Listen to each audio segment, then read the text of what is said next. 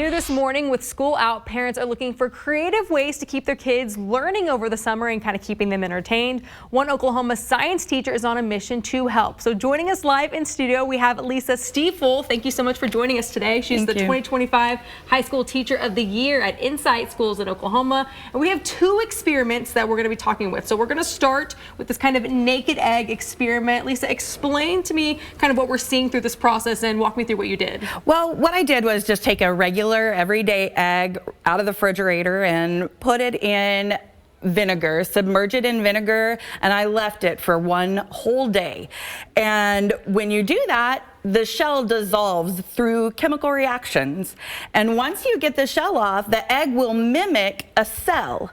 And then you can kind of play around with it and soak it in different things like corn syrup. When you soak it in corn syrup, you can see that the sugar in the corn syrup kind of takes the color away, lets you be able to see on the inside, makes it a lot smaller than we have over here. It does.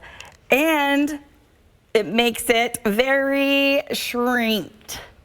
That's awesome. Okay, and then we have this other really cool. And then we have our red egg. Red egg soaked in food coloring and water for about 12 hours.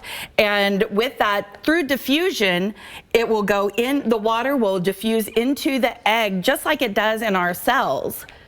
That's awesome. So this one was kind of, again, you could see the water going in, so that made it red, and even kind of maybe expanded just slightly. You can see from the normal size egg versus this one, it's kind of, you know, the process of things getting a little bit smaller. So really cool things, again, that you can do at home. We have one more thing that you can do with, again, homemade items. We got Sprite, got Gatorade, and then we have grenadine. Perfect. Let's see this cool layered drink that we're going to do.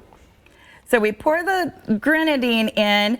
If you do it with ice, it works a little better because you don't get a direct pour. When you get a direct pour, it sometimes will mix. Okay, so we have ice first, then we do the grenadine layer first, then we're gonna do a Gatorade. And she did add a little bit of food coloring to this just so we could see it a little bit better, but you can see that process. Oh, okay, the layers are starting to form. That's pretty cool. Like that, okay, and then we'll have one more layer down on top. This could have been like a perfect thing too for people to do around the 4th of July. You kind of had that red layer, the blue layer. Now you can think, you know, Sprite clear. We'll just assume that it's more, you know, white. Adding that final layer to the top. Okay, with the bubbles, you can kind of see that separating now from the blue. How cool is this? Kind of explain what's going on here. Why are we seeing these different layers, and why is this cool for kids to learn at home?